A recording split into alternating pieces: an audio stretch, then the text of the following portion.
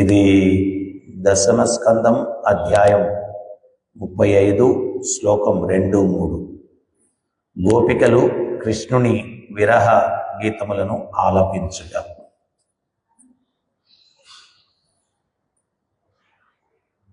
ఇక్కడ మనం ఒక ముఖ్యమైనటువంటి విషయాన్ని అర్థం చేసుకోవాల్సింది ఏంటి అంటే,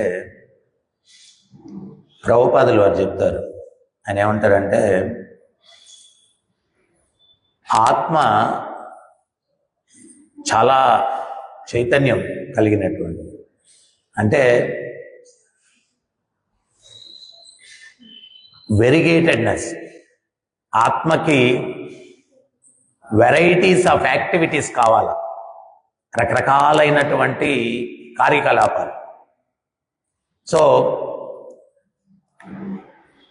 అటువంటి ఆత్మకి ఎంగేజ్మెంట్ ఉండాలా.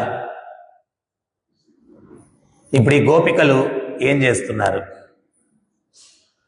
ఆ కృష్ణుడు వివిధ సందర్భాల్లో చేసినటువంటి లీలల గురించి గుంపులుగా చేరి వాటి గురించి చర్చిస్తూ ఉన్నారు. భగవంతుడు ఎందుకు వచ్చి లీలలు చేస్తాడు? మన మనసుకి ఎంగేజ్మెంట్ ఇవ్వడానికి. అంటే ఇంతకుముందు భగవత్ లీలలను విరివిగా చర్చించుకునేవాళ్ళు కాబట్టి మానవ సమాజంలో ప్రతి ఒక్కరి యొక్క ధ్యేయం ఏంటి అంటే, ఆ భగవంతుడి లీలల్ని చర్చించి స్మరించి, వాళ్ళు ఎప్పుడైతే చర్చిస్తారో స్మరిస్తారో వాళ్ళకి తెలియకుండానే ఆధ్యాత్మిక ఉన్నతిని సాధిస్తూ ఉంటారు. సో మానవ జీవిత పరమార్థం ఏంటి అంటే భగవంతుడిని చేరుకోవడం, ఇంక వేరే దేనికి ఉద్దేశింపబడలేదు. ప్రభుపాదులు వారు అదే చెప్తారు. మనుష్య జీవితంలో ముఖ్యమైన వ్యాపారం ఏంటి అంటే భగవద్ధామాన్ని చేరుకోవడం. భగవద్ధామాన్ని చేరుకోవడం. మరి భగవద్ధామాన్ని చేరుకోవాలంటే ఏం చేస్తే నువ్వు చేరుకుంటావు? ఆత్మశుద్ధి కలగాల. ఆత్మశుద్ధి ఎప్పుడు కలుగుతుంది? ఆ పరమాత్మ యొక్క సేవలో మనల్ని మనం కైంకర్యం చేసుకున్నప్పుడు ఆత్మశుద్ధి కలుగుతుంది. మరి ఆత్మశుద్ధి కలగకుండా మనం భగవంతుని చేరుకోగలమా అంటే కుదరదది.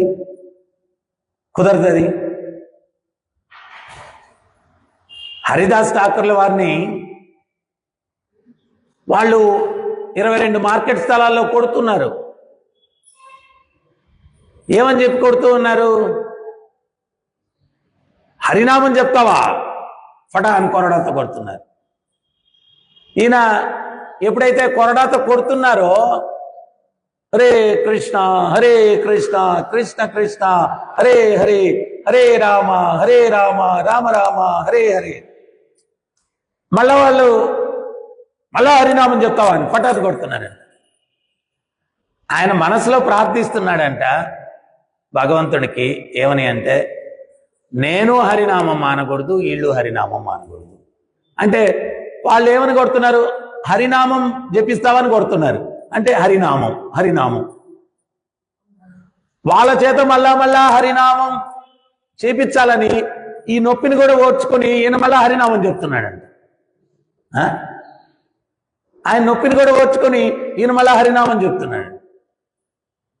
అంటే భక్తులు కరుణామూర్తులు. వాళ్ళు ఏంటి అంటే ఏదో ఒక రకంగా జీవుణ్ణి ఆ భగవంతుడి దగ్గరికి తీసుకెళ్లాలా అని తప్పించేటువంటి వాడే వైష్ణవుడు. ఇప్పుడు మనం కానైతే దెబ్బ కొట్టంగానే నోరు మూసేస్తాం. ఒక నాయన ఈ దెబ్బలు ఎక్కడ తింటాం రా బాబు. ఆయన దెబ్బలు కొట్టారు పర్వాలేదు, కానీ నేను మళ్ళా నామం చెప్తే మీరు మళ్ళా హరినామం అంటున్నారు. హరినామం. ఇప్పుడు మామూలుగా ఏంటి అంటే కలి యొక్క ప్రభావం వల్ల భగవంతుడి యొక్క లీలలు ఇవన్నీ కూడా జనాలు మర్చిపోయారు. అందువల్ల వాళ్ళు ఏం చర్చిస్తారు? ఇప్పుడు మీరు సాయంత్రం అయితే చూడండి, ప్రతి సెంటర్లలో 4 రోడ్ల కూడల్లో ఈ టీ అంగళ్ళ దగ్గర అక్కడ ఇక్కడ జనాలు పోగవుతారు. వాళ్ళు పోగయి అసలు దేనికి ఉపయోగం లేనటువంటి మాటలు చర్చిస్తూ ఉంటారు. అంటే ఈ బృందావనంలో ఉన్నటువంటి గోపికలందరూ కూడా మనకు ఒక ఎగ్జాంపుల్గా ఉంటున్నారు. నువ్వు భగవంతుడిని చేరుకోవాలా అంటే ఏమి చెయ్యాలి? నువ్వు భగవంతుడిని చేరుకోవాలంటే ఏం చెయ్యాలా? ఇక్కడ జీవ గోస్వామి చెప్తూ ఉన్నారు భాష్యంలో. వాళ్ళందరూ గుంపులుగా చేరి భగవంతుడు చేసినటువంటి లీలల గురించి చర్చించుకునేటువంటి వారు. భగవంతుడు ఆయన బృందావనంలో కాళీమర్దనం చేశాడు, పోతన్ని సంహారం చేశాడు, తర్వాత ఆయన రాసనృత్యం చేశాడు.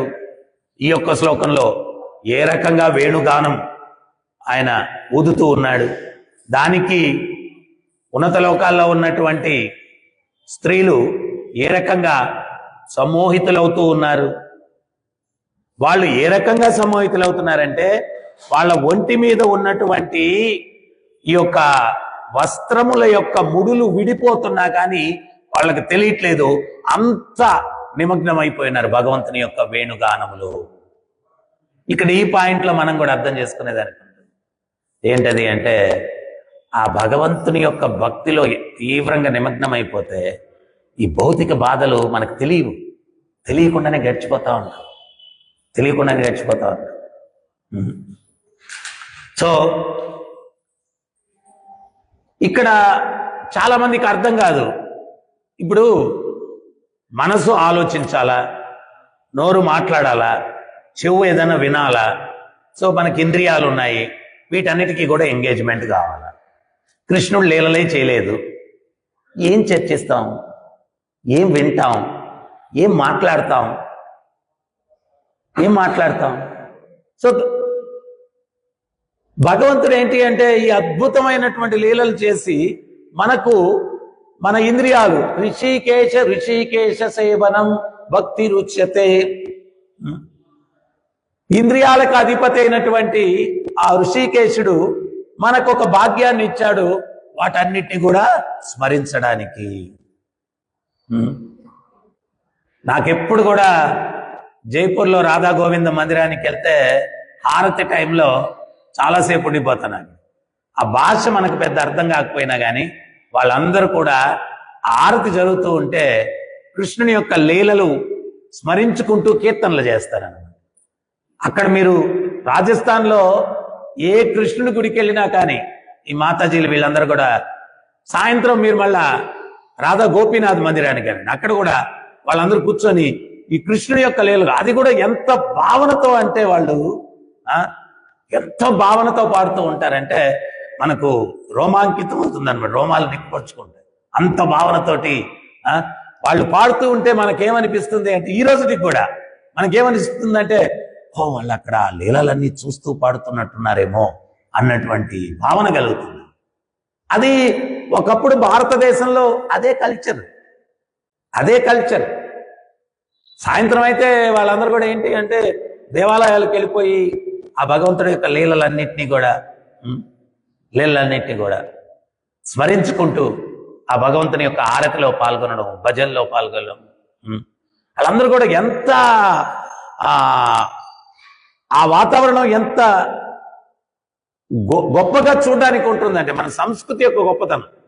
అక్కడ ఎవరైనా ఒక సీనియర్ మాతాజీ వచ్చారు, సీనియర్ ప్రభు వచ్చారు, వాళ్ళకి నమస్కరించుకొని రండి అని చెప్పి కూర్చోబెట్టుకొని వాళ్ళకి మైక్ ఇవ్వడం, వాళ్ళు పాడడం. సో అది ఒక అద్భుతమైన అంటే ఆ వాసుదేవ కుటుంబం అనేటువంటి ఒక వాతావరణాన్ని మనం ఆ మందిరాల్లో ఆ యొక్క కార్యక్రమాల్లో మనం చూడొచ్చు అన్నమాట.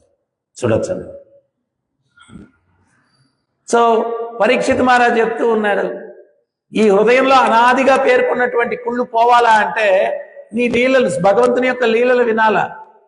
గురువర్య దయచేసి ఆయన యొక్క లీలల్ని నాకు వినిపించండి. అందుకని ఆధ్యాత్మిక జీవితానికి వచ్చినటువంటి వ్యక్తుల యొక్క వేరే ఇదేం లేదు, జస్ట్ ఆ భగవంతుణ్ణి ఎట్లా ప్లీజ్ చేయాలా అనేటువంటి దీంతో మనం కాలాన్ని గడపడానికి ప్రయత్నించాలి.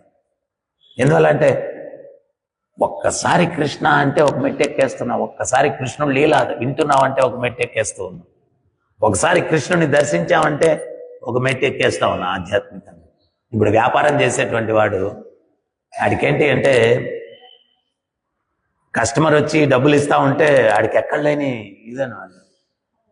ఒకసారి ఒక ఆయన చాలా పెద్ద కోటీశ్వరుడు అన్నమాట, కానీ చాలా సింపుల్గా ఉంటాడు. నేను అడిగాను అనమాట, ఏమని అడిగానంటే, అంత డబ్బున్నా ఏం ఆర్భాటం లేదు, ఏం లేదు, ఎందుకని ఇంత కష్టపడి? అతను ఏంటంటే ఉదయం నుంచి రాత్రి దాకా కష్టపడతాను, ఉదయం నుంచి రాత్రి దాకా కష్టపడతాను. మరి దేనికోసం? వేలుకు ఒక ఉంగరం ఉండదు, మెళ్ళ ఒక చైన్ ఉండదు, సరైన బట్టలు కూడా వేసుకోవు, పిచ్చి పిచ్చుకుంటావు. మరి ఎందుకు ఇంత కష్టం? అట్లీస్ట్ భౌతికంగా కూడా ఏం అసలు ఎంజాయ్ చేయట్లేదు, ఎందుకు ఈ జీవితం? అసలు ఏంటి మీ గమ్యం, ఏంటి మీ గోల్ ఏంటి అంటే అతను ఒకటే చెప్పాడు, ఆ డబ్బుల కట్టలు చూస్తా ఉంటే ఉండే కిక్ దేంట్లో ఉండదు అన్నాడు. కిక్ ఇంక దేంట్లో ఉండదు అన్నాడు. సో మనం కూడా ఏంటి అంటే మనకు అర్థం కావాలా, కనిపించనటువంటి ఆధ్యాత్మిక ఐశ్వర్యాన్ని మనం భగవత్ సేవలో పొందుతాము అనే సత్యాన్ని మనం అర్థం చేసుకోవాలి. కనిపించని ఐశ్వర్యం. అందుకనే పురంధరదాస్ కీర్తనలో పాడాడు, సాధన సంపత్త ఎత్తు. నీ సంపద ఏంటయ్యా ఒక సాధువుకి అంటే సాధనే సంపద. కానీ అది కనిపించదు. కనిపించినంత మాత్రాన నువ్వు అర్థం చేసుకో, నువ్వు అనుకునేదానికి లేదు, అరే నేను ఎంత కష్టపడి భక్తి చేస్తే ఏం పొందట్లేదు. అరే ఏం పొందట్లేదేంటి? ఏం పొందట్లేదేంటి? ఎవరికి దొరుకుతుంది భాగ్యం? రోజు భగవంతుడిని దర్శించేటువంటి భాగ్యం ఎవరికి లభిస్తుంది? రోజు భగవంతుని గురించి వినేటువంటి భాగ్యం ఎవరికి లభిస్తుంది? రోజు భగవంతుని కీర్తించేటువంటి భాగ్యం ఎవరికి లభిస్తుంది? ఎన్ని జన్మల యొక్క సుకృతి ఫలం అది. దాన్ని నువ్వు ఆ నిజమైన ఆస్తిగా భావించకపోతే భక్తుడు అతను భక్తుడే కాదు, భక్తుడే కాదు. నిజమైన ఆస్తి అది. ఎందువల్ల అంటే ఈ ఆస్తి ఎంత గొప్పది అంటే నీకు 100 కోట్లు 1000 కోట్లు ఉండొచ్చు, రోగం బారి నుంచి ఆ 1000 కోట్లు నిన్ను కాపాడలేవు.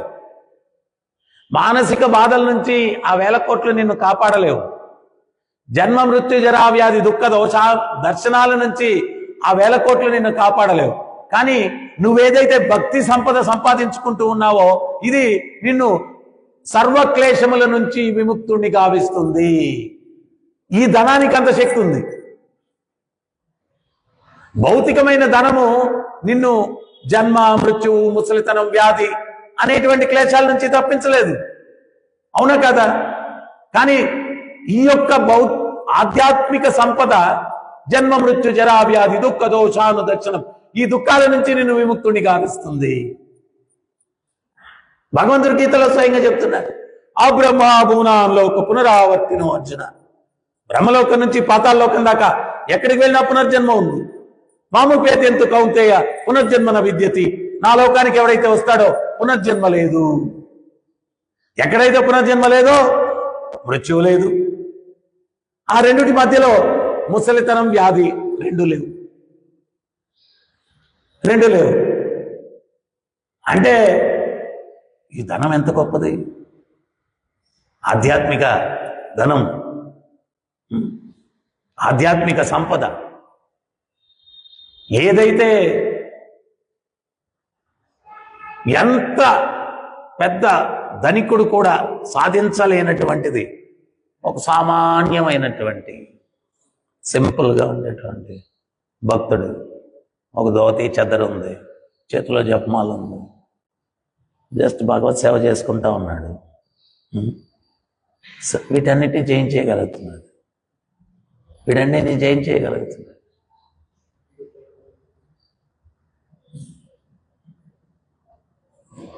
అందుకని మనం ఏంటి అంటే ఏది నిజమైనటువంటి ఫలం అర్థం చేసుకోవాలి, ఏది నిజమైనటువంటి సంపద అది అర్థం చేసుకోవాలి. ఒకసారి లక్ష్మీదేవి భగవంతుడితో చెప్పిందంట, స్వామి ఏది ఏమైనా కానీ నాకుండే ఇంపార్టెన్స్ మీకు కూడా ఉండదు అనిందంట. అవునవును కరెక్టే అన్నాడండి.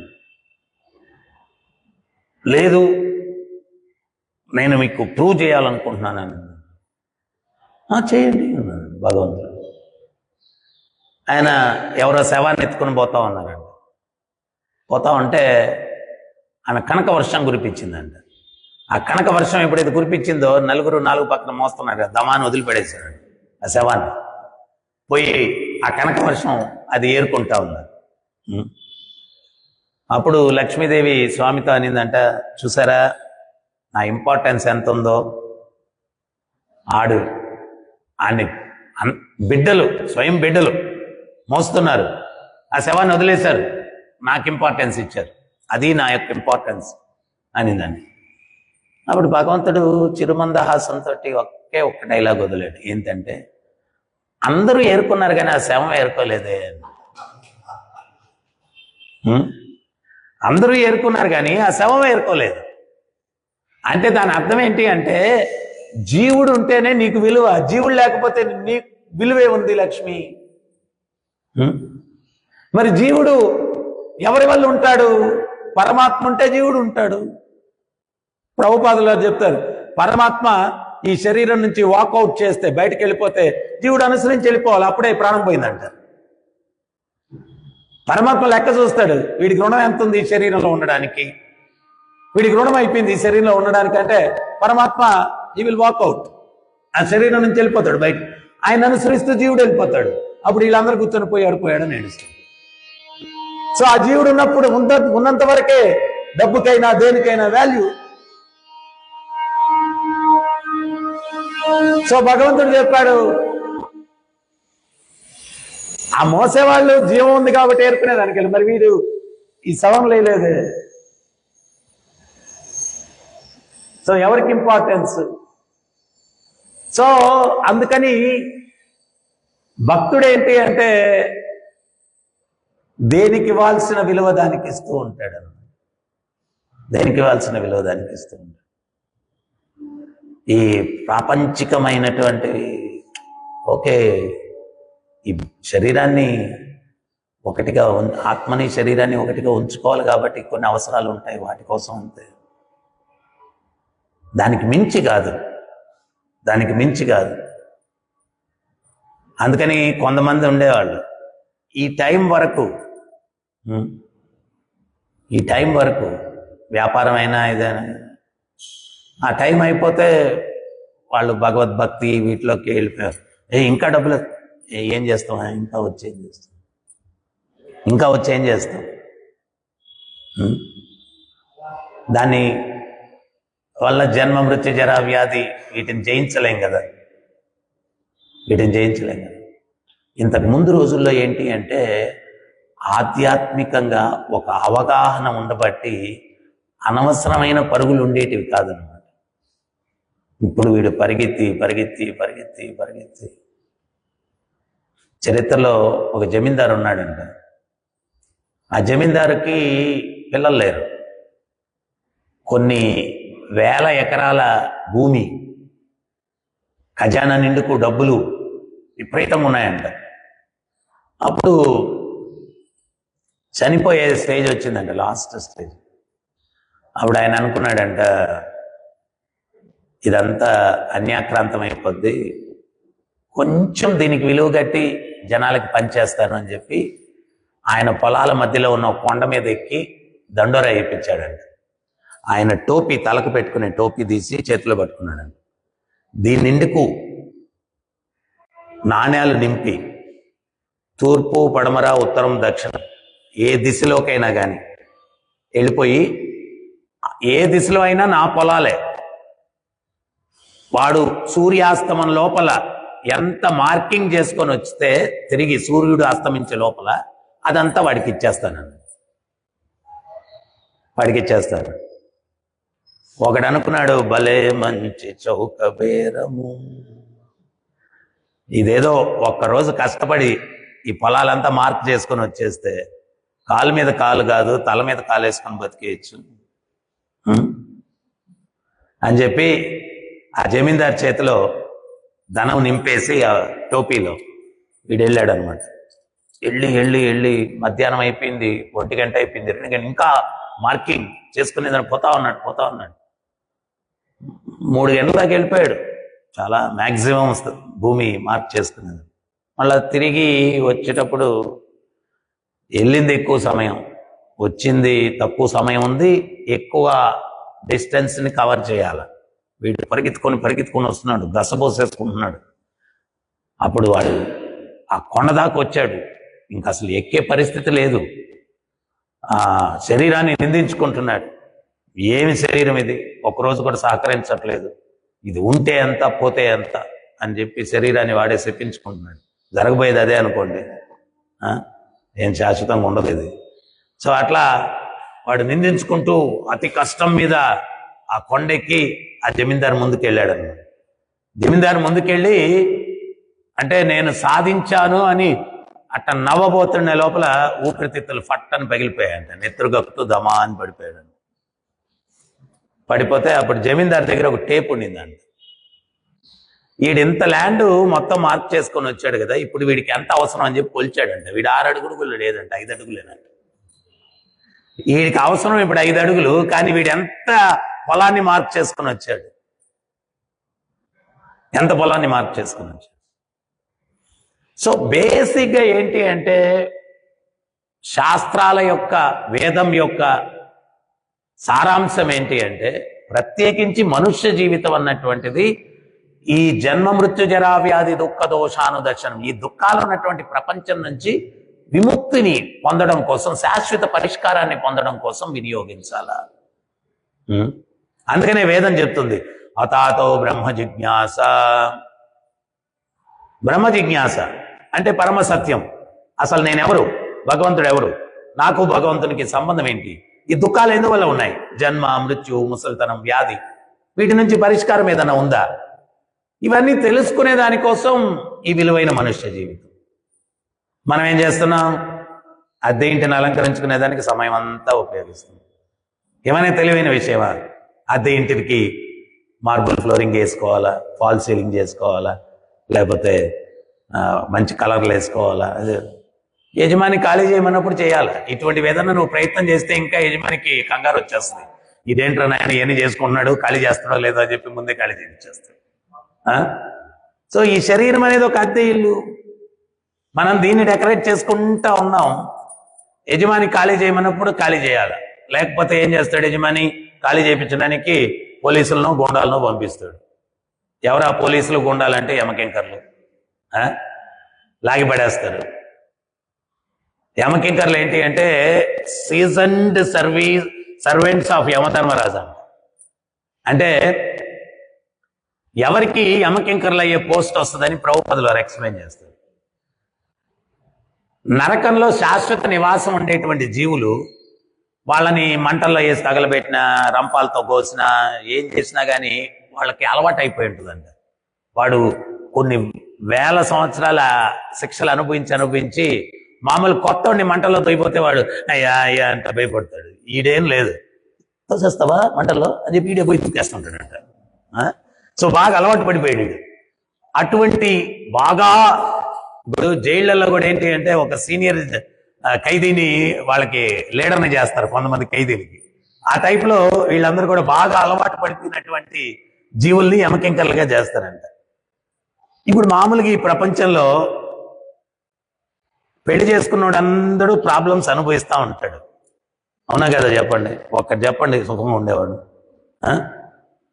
కానీ వాడు ఎవడన్నా బ్యాచులర్ కనిపించినా, బ్రహ్మచారి కనిపించినా, రే నువ్వు ఎప్పుడు పెళ్లి చేసుకుంటారా, చేసుకోరా, అది ఇది అంటుంటాడు. వాడి మీద కరుణ కాదు, నేను అనుభవించింది వీడెందుకు ఎస్కేప్ అవ్వాలా, వీడు కూడా అనుభవించాలి నేను పడ్డ కష్టాలండి. ఫిలాసఫీ అది వెనకాల. అందుకని కనిపించిన ప్రతి బ్రహ్మచారి ఎప్పుడు పెళ్లి చేసుకుంటారా, ఎప్పుడు పెళ్లి చేసుకుంటారు, బా ఏం ప్రేమరా నాయన అనుకోండి. వీడికి చేసుకునేదాకా తెలియదు పాపం వాడెంత ఎందుకు అట్ట అడిగాడని. నేను పడ్డాను నూతిలో, నువ్వెందుకు పడకూడదు. సో అట్లాగే ఈ యమకింకర్లు ఏంటి అంటే వీళ్ళు అనుభవించేసి ఉంటారు కదా, వాడి కొత్తోడు దొరికాడంటే పండగ అన్నమాట. ఏంటంటే నన్ను మంటల్లో కాల్చారు, రంపాలతో కోసారు, సో వీడికి తీసుకుపోయి మనం చేయాలి పని. సో అటువంటి వాళ్ళు వస్తారు మనల్ని ఖాళీ చేయించడానికి, ఈ అద్దె ఇంటిని ఖాళీ చేయించడానికి.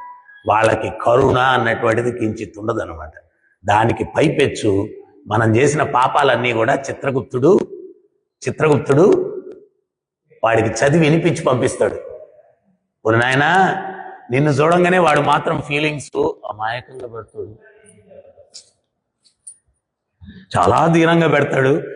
నీకు కనిపించే దీనత్వము, కనిపించే అమాయకత్వము వాడిలో ఇసుమంత కూడా లేదు. వాడు ఎవడికి ఎట్ట మోసం చేశాడు, ఎవడికి ఎట్ట దుర్మార్గాలు చేశాడు మొత్తం లిస్ట్ చదివి వాడది మీరు చూసినప్పుడు వాడు ప్రజెంట్ చేసే ప్రెజెంటేషన్కి మీరు మెత్తగా అయిపోవద్దు, మీరు గట్టిగానే ఉండండి, వాడిని ఈడ్చుకురండి అని చెప్పి హిస్టరీ అంతా చెప్పి పంపిస్తారు అనమాట. అందుకని వాళ్ళకి ఏం కరుణ ఉండదు. ఏంటంటే ఇప్పుడే మంత్రి అయ్యానండి, ప్రమాణ స్వీకారం అండి, ఇప్పుడు తీసుకెళ్తే ఎట్టనే అప్పుడే వస్తుంది హార్ట్ అటాక్. ఎవరో నేను ఎప్పుడో చూశాను చిన్నప్పుడు, ఎవరో ఒక ఆయన మినిస్టర్గా ప్రమాణ స్వీకారం చేస్తూ హార్ట్ అటాక్ వచ్చి చనిపోయాడని చెప్పి పేపర్లో వచ్చింది. అరే ఇప్పుడే మనవాడు పుట్టాడు రా, వాడిని కొంచెం చూసుకోవాలరా నాయన, ఎమకింకర్లారా కొంచెం వదిలిపెట్టండి అంటే, చాలాసార్లు మన వాళ్ళు పుట్టారని చేసింది, చాలా పని ఉంది అక్కడ రాకపోదాం. మనం వాళ్ళని అసలు కన్విన్స్ చేయలేము, వాళ్ళకి అసలు కరుణ ఉండదు, అటువంటి పరిస్థితి. సో అందుకని ఎవడైనా కానీ ఎంత విలువైన మనుష్య జీవితం, ఎందుకంటే ఎందుకు విలువైంది మనుష్య జీవితం? ప్రశ్నించే అవకాశం మనుష్య జన్మలోనే ఉంది. ఇప్పుడు ఈ చలికాలం ఉంది, నేను నిన్న వస్తా ఉంటే జర్నీలో ఈవినింగ్ నేను చూశాను కొన్ని కుక్కలు చలికి అని చెప్పి చలికి మూలుగుతూ ఉన్నాయి. ఇప్పుడు మనకు చలి వచ్చింది అనుకోండి, స్వెటర్ వేసుకుంటాము, మంకీ క్యాప్ వేసుకుంటాము, శాలువా కప్పుకుంటాం, ఇవన్నీ పాపం వాటి పరిస్థితి ఏంటి? అవన్నీ అనుభవించాలా, చలికి అనుభవించాలా, వర్షానికి అనుభవించాలా, ఎండకు అనుభవించాలా, ఒకరోజు ఆహారం దొరుకుతుంది, ఒకరోజు ఆహారం దొరకదు, వీటన్నిటిని అనుభవించాలా ప్రతి జన్మలో కూడా. ప్రతి జన్మలో కూడా మనం ఒక్కోసారి అనుకుంటాం సింహం పెద్ద రారాజు చాలా గొప్పగా జీవిస్తుందని. మొన్న ఏదో ఒక క్లిప్పింగ్ ఒకటి పెట్టాడు, ఆ సింహాన్ని ఒక దున్న ఒకటి ఇట్లా పొడిచింది, పొడిస్తే దాని కొమ్ము అటు పక్క వచ్చేసింది అనమాట.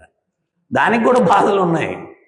సింహం రారాజు అని చెప్పి సూపర్గా దానికి ఫుడ్ అంతా బాగా దొరికేస్తుంది, లేకపోతే ఇది పెద్దవాళ్ళు చెప్తారు కదా, ఏ చెట్టుగా గాలి అన్నట్టుగా ఎవరికి తగ్గ సమస్యలు వాటన్నిటికీ కూడా పరిష్కారం ఎత్తుక్కునేదానికి ప్రశ్నించేటువంటి అవకాశం మనుష్య జన్మలో ఇచ్చారు. ప్రభుపాద్ మనకు అర్థమయ్యే దీంట్లో ప్రభుపాద్ స్వామీజీ ఎక్స్ప్లెయిన్ చేస్తారు. ఆయన ఏమంటారంటే, ఒక కార్యాలయంలో ఉన్నతాధికారికి ప్యూన్కి పోలిస్తే ఉన్నతాధికారికి ఉన్నతమైన వస్తువులు ఇస్తారు. ఎందుకని? ఆయన ఏదో ఉన్నత కార్యం చేయడానికి, ఆయన ఉన్నత వస్తువులు తీసుకొని ప్యూన్ పని చేయడానికి కాదు. ఆయనకి బ్రహ్మాండమైన ఏసీ రూము, ఆఫీస్లో అన్ని ఫెసిలిటీస్, ఫోన్లు అన్నీ ఇస్తే ఆయన ఆ ప్యూన్ కూర్చుని కూర్చో ఉంటుంది చూడండి, నేను అక్కడ కూర్చుంటానండి, డోర్ తీసి డోర్ వేస్తుంటానండి అంటే, ఒరే ఈడేం ఆఫీసర్ అని ఆయన అనుకుంటాం, అవునా కాదా? అట్లాగే మనకు ఉన్నతమైన వస్తువులు మనుష్య జీవితంలో ఉన్నాయి. ఏంటి ఆ ఉన్నతమైన వస్తువులు అంటే, ఫస్ట్ అండ్ ఫార్మోస్ట్ మొట్టమొదటిది ఏంటి అంటే ప్రశ్నించడం. ప్రశ్నించడం అసలేంటి, నేనెవరు, ఎందుకు ఇక్కడికి వచ్చాను, ఏంటి సమస్యలు ఎందుకున్నాయి, వీటి నుంచి పరిష్కారం ఏంటి, ఇవన్నీ ప్రశ్నించేటువంటి అవకాశం. మనం ఎన్ని ప్రశ్నించినా కానీ అన్ని ప్రశ్నలకు సమాధానాలు శాస్త్రాల్లో ఉన్నాయి. భగవంతుడు క్లియర్గా చెప్తున్నాడు, నేనెవరు, నా యొక్క అంశవి, మమైవ అంశో జీవలోకే జీవభూత సనాతన. మరి భగవంతుడు ఎవరు? అహం బీజ ప్రాదపిత, మీ అందరికీ బీజప్రదాతనైన తండ్రిని. మరి కష్టాలు ఎందువల్ల ఉన్నాయి? కారణం గుణ సంగదోషం సద్ అసద్యోనిషు జన్మచు. మంచి జన్మలు ఎత్తడానికి, చెడు జన్మలు ఎత్తడానికి కారణం ఏంటి? నువ్వు చేసినటువంటి కర్మలు. నువ్వు చేసినటువంటి కర్మలు. మంచి కర్మ చేస్తే మంచి ఫలితం పొందుతావు, చెడు కర్మ చేస్తే చెడు ఫలితం పొందుతావు. సుఖదుఖాల కారణం అది, సుఖదుఖాల కారణం అది.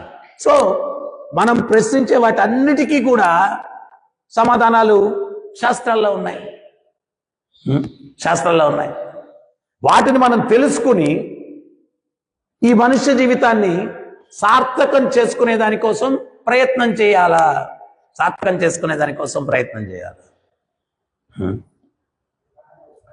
సో అందుకని భగవంతుడు ఏంటి అంటే, ఈ భౌతిక జగత్తులోకి వచ్చి ఆయన దివ్యమైనటువంటి లీలలన్నీ చేస్తాడు. ఆ లీలల వల్ల మనకేంటి అంటే, భక్తి యోగంలో ఉన్నటువంటి గొప్ప అడ్వాంటేజీ సులభతరమైనటువంటి మార్గం భక్తి యోగం. భక్తి యోగం కఠినత్వం కాదు. అందుకనే భగవద్గీతలో భగవంతుడు చెప్తాడు, సుసుఖం కర్తుమవ్యయం, జాయ్ఫుల్లీ పెర్ఫార్మ్డ్, ఆనందంగా ఆచరింపదగింది భక్తి, ఆనందంగా ఆచరింపదగింది. ఎట్లాగా? ఇప్పుడు యోగులు ఉంటారు, వాళ్ళు ఏంటి అంటే బలవంతంగా ఇంద్రియాల్ని కంట్రోల్లో పెట్టుకోవాలని చెప్పి అనుకుంటారు. మైండ్ నేను చాలాసార్లు మీకు చెప్పాను. ఒకసారి అడిగాను, ఒక ఆయన మెడిటేషన్ చేస్తామంటే, మెడిటేషన్ చేసేటప్పుడు ఏంటి, దేని మీద మెడిటేట్ చేస్తారు ఏంటి అన్నాడు. అప్పుడు ఆయన అన్నాడు నాతోటి, కళ్ళు మూసుకొని థాట్ లేకుండా ఉండాలా, థాట్ లేకుండా ఉండాలా, థాట్ లేకుండా ఉండాలనుకుంటాడు. అంటే ఆలోచన లేకుండా ఉండాలనేది కూడా ఒక ఆలోచన కదా, అవును కదా. కానీ భక్తి యోగంలో ఏంటి అంటే మనస్సుని మనం ఏం చేస్తామంటే భౌతికం నుంచి ఆధ్యాత్మికాన్ని మరలుస్తాం, అంటే గేర్ మారుస్తాం అంతే. భౌతికం నుంచి ఆధ్యాత్మికానికి మరలుస్తాం అంతే, సింపుల్. ఇప్పుడు ప్రభుపాదుల వారు చెప్తారు, బంతిని బలవంతంగా నీళ్ళలో తొక్కి పెడితే చేతిలో శక్తి తగ్గిపోయిన రోజు పైకి వచ్చేస్తుంది. అందుకనే చూడండి, చరిత్రలో ఎంతమంది యోగీశ్వరులు అందరూ ఉన్నారో వాళ్ళు ఏదో ఒక సమయంలో వాళ్ళ ఆధ్యాత్మిక స్థితి నుంచి పతనమైనటువంటి సందర్భాలు ఉన్నాయి. అదే భక్తి యోగులు వాళ్ళు ఎటువంటి పరిస్థితి వచ్చినా కానీ హరే కృష్ణ హరే కృష్ణ కృష్ణ కృష్ణ హరే హరే హరే రామ రామ రామ హరే హరే అని చెప్పి వాళ్ళు జయించేశారు. సో దానికేంటి అంటే మనం కళ్ళున్నాయి, రోజు రాధా గోపీనాథ్, జగన్నాథ్ బలదేవ్ సుభద్రమాయ్, జగన్నాథ్ బలదేవ్ సుభద్రమాయ్. ఆయన చాలా కరుణామూర్తి జగన్నాథ్. ఆయన కనురెప్పలే లేవు. ఆచార్యులు ఏం వర్ణిస్తున్నారంటే ఆయనకి ఎందుకు కనురెప్పలు లేవయ్యా అంటే, వేలాది మంది భక్తులు వస్తుంటే క్షణిక కాలం నేను కనురెప్పలు మూసేస్తే నా యొక్క అనుగ్రహం, నేను కనురెప్పలు మూసిన సమయంలో వచ్చిన భక్తుల మీద నా అనుగ్రహం పడకుండా ఉంటుంది అని చెప్పి కనురెప్పలు లేకుండా అట్లాగా చూస్తున్నాడు. ఆ క్షణిక కాలం అట్లా మూసాను అనుకోండి, అప్పుడు భక్తులు వచ్చాడు, అమైన వాళ్ళు తోసేసారు, అయిపోయింది దర్శనం అని. నా యొక్క దృష్టి వాళ్ళ మీద పడలేదు. మరి ఆ భగవంతుని యొక్క దృష్టి ఏంటి? అమృత చూట్కులు. ఆయన దృష్టిలో అమృతం ఉంది. కాళీ మడుగులో ఆ నీళ్లు దాగి పడిపోయిన మరణించినటువంటి గోవు దూడల్ని, గోపాలుడిని ఎట్లా కాపాడాడు భగవంతుడు? ఔషధం ఇచ్చి కాపాడా. ఏం లేదు, చూపులు, అమృత చూపులు. ఆయన దృష్టి వాళ్ళ మీద పడింది. వాళ్ళు నిద్రపోయి లేచిన వాళ్ళు లేచి కూర్చున్నారా, ఫినిష్. సో జగన్నాథుడు, గోవింద శ్రీనివాస్, గౌర్నితాయ్, దశావతారాలు, ఆధ్యాత్మిక లోకం అంతా రాజమండ్రిలోనే ఉంది ఇస్కాన్లో. సో ఇవన్నీ కూడా ఏంటి అంటే అది చూస్తూ చూస్తూ చూస్తూ ఉంటే ఆ విగ్రహాల పట్ల ఆకర్షణ, కళ్ళు సాటిస్ఫై అయిపోతుంది. మన వెళ్ళి గోపీనాథ్ ముందు నిలబడుకొని ఆయన ఒక నవ్వు, ఆ చిరునవ్వు, తృప్తి, హ్యాపీ. చెవులు ఆయన లీలల గురించి వినడం. మేము ఎక్కడ వింటాం ప్రభు, నిద్ర వస్తూ అవి వింటూ ఉంటే చెవులు సాటిస్ఫై అయిపోతాయి. నాలుక కీర్తన చేయడం, నామం చేయడం, రోజుకు ఒకరికో ఇద్దరికో భగవంతుడి గురించి చెప్పడం, నాలుక సాటిస్ఫై అయిపోతుంది. ముక్కు ఆ భగవంతుని యొక్క పుష్పాలు, అవి వాసన చూడడం, అగరత్తుల వాసన, అది సంతృప్తి. స్పర్శ, సేవ చేయడం. తులసి మాతను అట్లా స్పృశిస్తే చాలంట. ప్రతిరోజు మనం తులసి మాలతో జపం చేస్తాం, తులసి అమ్మకి నీళ్లు పోస్తాం, టచ్ చేస్తాం. ఆ టచ్ చేసినటువంటి వ్యక్తులు బంధువుల దగ్గరికి కూడా యమధర్మరాజు రాడండి. తులసి మాతను రోజు సేవించుకున్న వ్యక్తి యొక్క బంధువుల దగ్గరికి కూడా యమధర్మరాజు రాడు. అంత పవర్ఫుల్. యాక్చువల్గా ఒక్కోసారి నాకు ఇవన్నీ చదివినప్పుడు, విన్నప్పుడు ఏమనిపిస్తుంది అంటే, ప్రభుపాద్ ఎంత గొప్ప సైంటిస్ట్, ఆధ్యాత్మిక సైంటిస్ట్ ఆయన.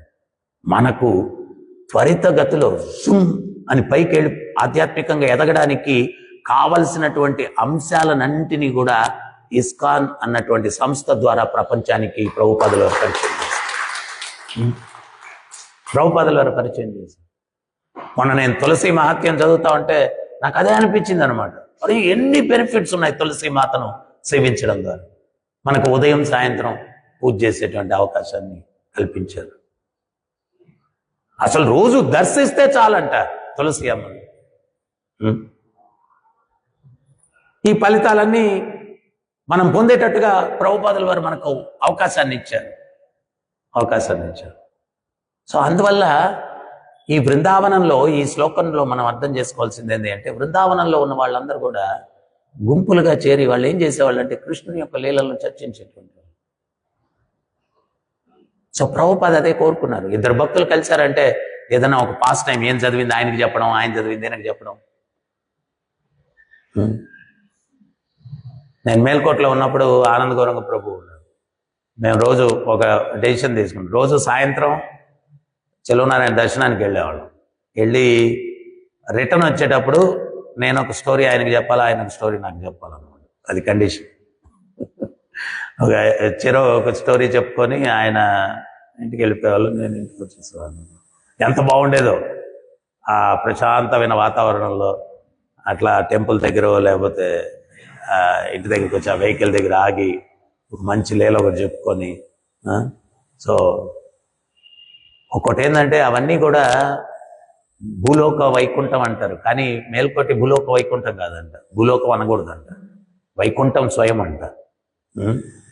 అందుకని మీరు చూడండి, తిరుమలలో అట్లా మీరు ఆ కొండ ఎక్కి పైకి వెళ్ళేటప్పటికి ఆ గాలి మనకు తగిలినా కానీ రాజమండ్రిలో తగిలే గాలి అక్కడ గాలికి డిఫరెన్స్ ఉంటుంది. వేరే ప్రాపంచికమైన ప్రదేశంలో గాలికే. బృందావనంలో కూడా మీరు ఆ బృందావనం యొక్క పరిధిలోకి ఎంటర్ అవ్వగానే మన యొక్క చైతన్యము, మన అనుభూతి కంప్లీట్గా మారిపోద్ది అనమాట. మేల్కోట్లో కూడా అంతే. ఆ గాలి, ఆ వాతావరణం సంథింగ్ డిఫరెంట్గా ఉండేది, చాలా డిఫరెంట్గా ఉండేది. సో మనం ఏంటి అంటే, అందుకని అరే నా ఫ్రెండ్, నా స్నేహితుడు, నా తోటి భక్తుడికి చెప్పడం కోసం అన్న ఏదో ఒక లీల ఈరోజు నేను కృష్ణ బుక్ నుంచో రామాయణం నుంచో ఏదో ఒకటి చదవాలా, ఒకటి డిస్కస్ చేసుకోవాలి. మన బిజినెస్ అదే. ప్రభుపాదుల దగ్గరికి వచ్చి అడుగుతారు ఒక ఆయన, ప్రభుపాద్ భక్తి అంటా ఉన్నారు, మరి బిజినెస్ సంగతి ఏంటి? మనుష్య జన్మలో మొట్టమొదటి బిజినెస్ భక్తేనయ్యా ప్రభుపాద్. మనుష్య జన్మలో మొట్టమొదటి బిజినెస్ భక్తే, ఇంక వేరే బిజినెస్ ఏం లేదు, దీని తర్వాత ఏదైనా. అతని చెప్పి ఈ బిజినెస్ లో ఉంటే మనకేమైనా తక్కువ చేస్తున్నాడా భగవంతుడు? మీరు ఊహించుకోండి, మనం మామూలుగా భక్తిలోకి రాకముందు ప్రాపంచికంగా చూద్దాం. మనం నెలలో స్వీట్స్ ఎన్నిసార్లు తింటున్నామో చెప్పండి. ఎప్పుడైనా పండగ వచ్చినప్పుడు, ఏదైనా ఇంట్లో ఫంక్షన్ జరిగినప్పుడు, లేకపోతే ఎవరన్నా అకేషన్ బర్త్డేనో ఏదైనా ఉంటే, లేకపోతే లేదు రోజు స్వీట్ తిను. మరి ఇక్కడ ఎవ్రీడే బాలభోగ. అంటే నేను అట్లా క్యాలిక్యులేట్ చేసుకోకూడదు, కానీ నేను ఒక జస్ట్ కంపారిజన్.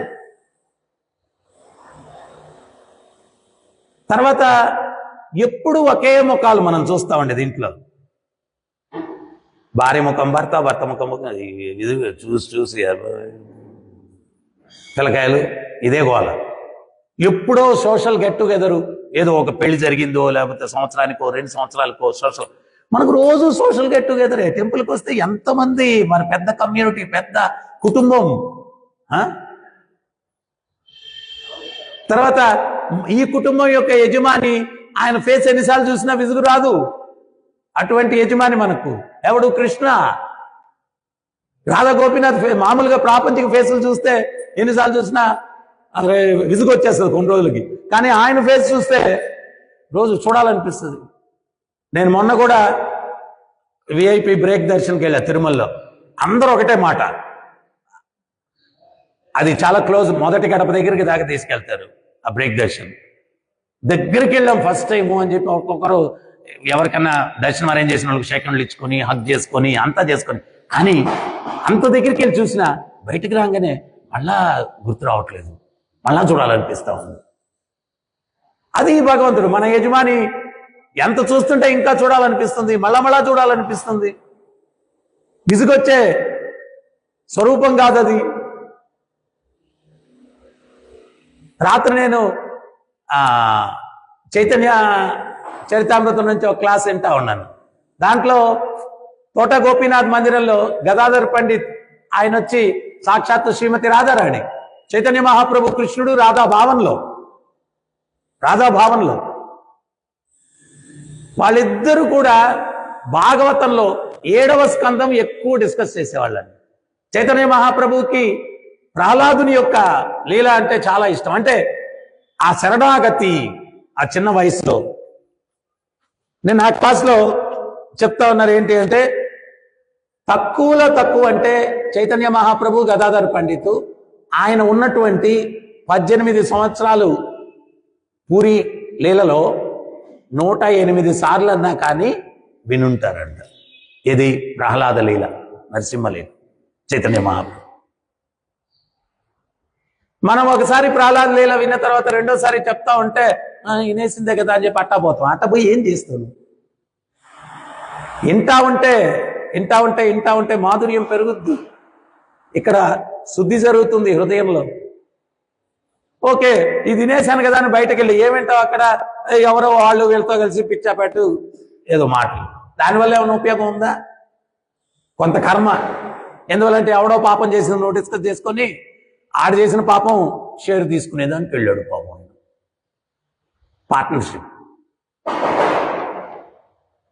సో అందుకని ఈ గోపికలని మనం జీవితంలో ఉదాహరణగా ఉపయోగించుకోవాలి. భగవంతుడు రుచి చూపించాడు, వెళ్ళిపోయినప్పుడు ఫిజికల్గా భగవంతుని యొక్క ఆప్షన్స్ లో ఎట్లా భక్తిని చేసుకుని మనం జీవితాన్ని గడపాలా,